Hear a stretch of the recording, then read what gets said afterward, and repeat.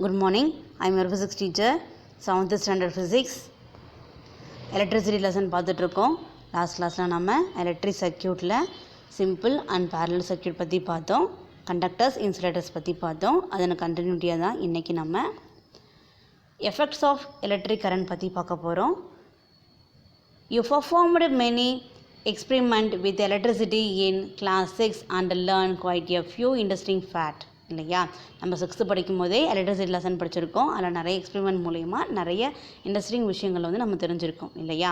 For example, you saw that a bulb can be made to light up by making electricity flow through it. இல்லையா, அதுக்கு example சொல்லலாம். இப்போ electric light வந்துட்டு glow ஆகிறதுக்கு என்ன காரணம் அப்படின்னு பார்த்தோம்னா, அது வழியாக எலக்ட்ரிக் எனர்ஜி ஃப்ளோ ஆகிறது தான். சரியா. The light of the bulb is thus one of the effect of electricity. There are several other important effects of electricity. We shall study some of these effects in this chapter. There are three main effects of electricity as heating effect, magnetic effect, chemical effect. ஓகேவா. So நிறைய effect வந்து இருக்குது. அதில் 3 effect மட்டும் தான் நம்ம இந்த சாப்டரில் பார்க்க போகிறோம். ஒன்று ஹீட்டிங் எஃபெக்ட் அப்படின்னு சொல்லக்கூடிய வெப்ப விளைவு, மேக்னெட்டிக் எஃபெக்ட் அப்படின்னு சொல்லக்கூடிய காந்த விளைவு, கெமிக்கல் எஃபெக்ட் சொல்லக்கூடிய வேதி விளைவு. சரியா. ஃபஸ்ட் நாம் பார்க்கக்கூடியது ஹீட்டிங் எஃபெக்ட். ஓகேவா. when an electric current passes through a wire, the electrical energy is converted to heat. அதை ஹீட்னு மாற்றிக்கோங்க.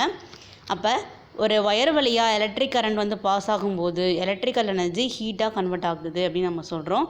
இன் heating appliance, the heating element is made material with a high melting point. ஓகேவா. So heating அப்ளைன்ஸில் வந்து பார்த்தோம் அப்படின்னா heating element வந்து இருக்குது. அது ஹை மெல்ட்டிங் பாயிண்ட்டாக இருக்கக்கூடிய ஒரு மெட்டீரியலால் தான் உருவாக்கப்பட்டிருக்கு.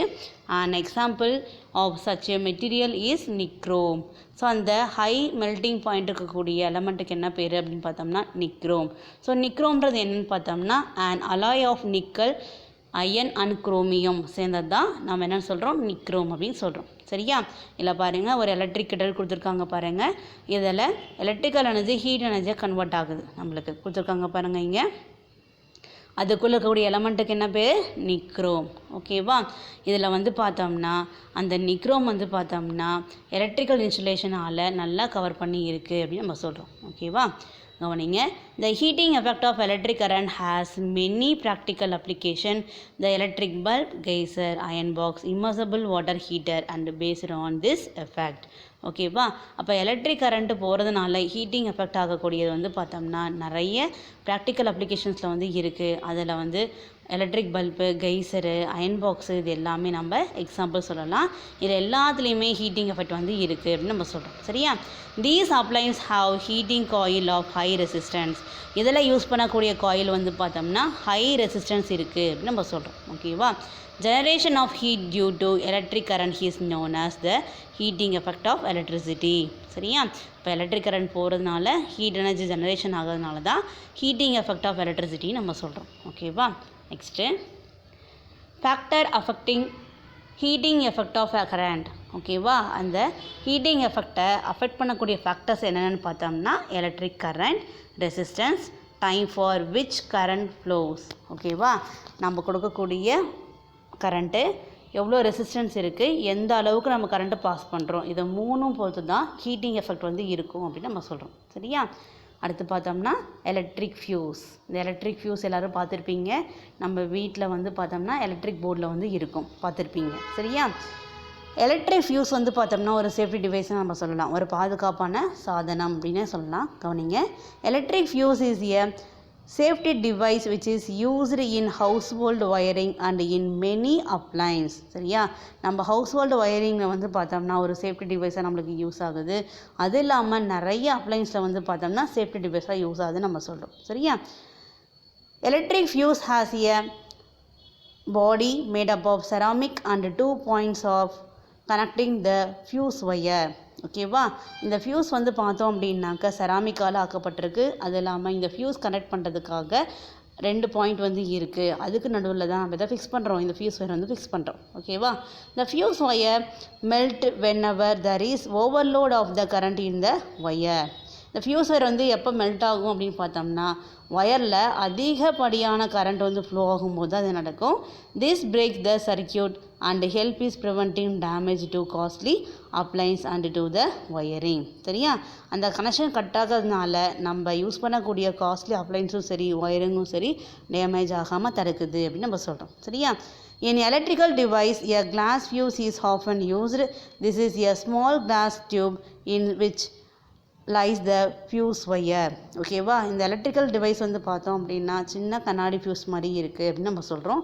அதுக்குள்ளே தான் அந்த ஃபியூஸ் ஒயர் வந்து இருக்குது அப்படின்னு நம்ம சொல்கிறோம். சரியா, next application of magnetic effect of electric current பற்றி பார்க்க போகிறோம். அதை நம்ம பார்க்கக்கூடியது எலக்ட்ரோ மேக்னெட்னா மின்காந்தங்கள் அப்படின்னு நம்ம சொல்கிறோம். ஓகேவா, magnetic effect of electric current has been used in making powerful electromagnet.